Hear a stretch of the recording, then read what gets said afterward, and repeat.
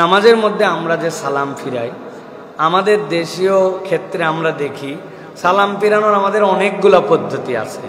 ৩-৪টা পদ্ধতি তো আমরাই দেখতে পাই। একটা সালাম আছে আমাদের, মনে করেন যে আসসালামু আলাইকুম রহমতুল্লাহ, এই এক ধরনের পদ্ধতি আছে।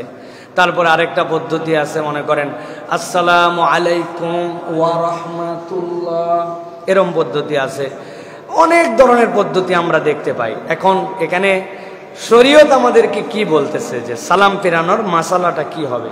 সালাম ফিরানোর পদ্ধতিটা মুহাদ্দিসিনে কেরাম ব্যাখ্যা করেছেন। বিশেষ করে ইমাম নববী রহমতুল্লাহ আলাইহি বলেছেন ইয়াবদাউস সালাম, সালামটা শুরু হবে কিভাবে? মুস্তাকবিলুল কিবলা, কিবলার দিক থেকে আপনার সালাম শুরু হবে।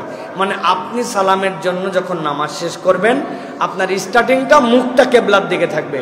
আসসালামু আলাইকুম ওয়া রাহমাতুল্লাহ, আপনার শুরু হয়েছে কিবলা থেকে, শেষ হয়েছে আপনার চোখ কাঁধে বা ডান পাশ দিয়ে আপনার শেষ হয়েছে।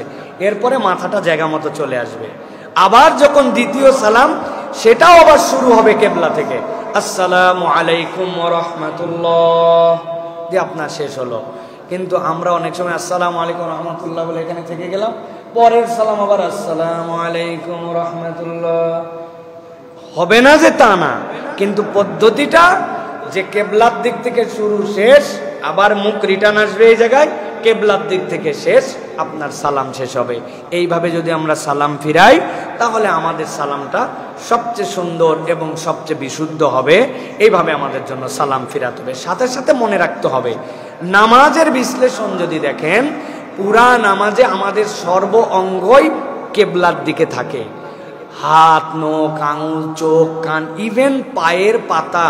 আপনি যখন সিজদায় যান, আপনি এরকম করে ভাঁজ করে দেন না নখের মাথা, ওই নখটাও উল্টা দিক হয়ে কেবলামুখী থাকে। অতএব আমাদের কেবলার দিকে রাখতে হবে। আর সদর হচ্ছে কেবলার জন্য শর্ত। আপনি যদি নামাজের মধ্যে মুখ এরকম ঘুরায় ফেলেন, এরকম ঘুরায় ফেলেন, আপনার নামাজ ভঙ্গ হবে না।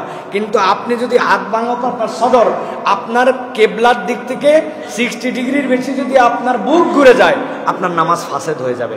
অতএব কেবলাকে টার্গেট করে আমাদের এই সালাম ফিরানো এবং এই সালাম শেষ করা, এভাবে আমাদের সালাম ফেরানোর জন্য চেষ্টা করতে হবে। আল্লাহ তৌফিক দান করেন।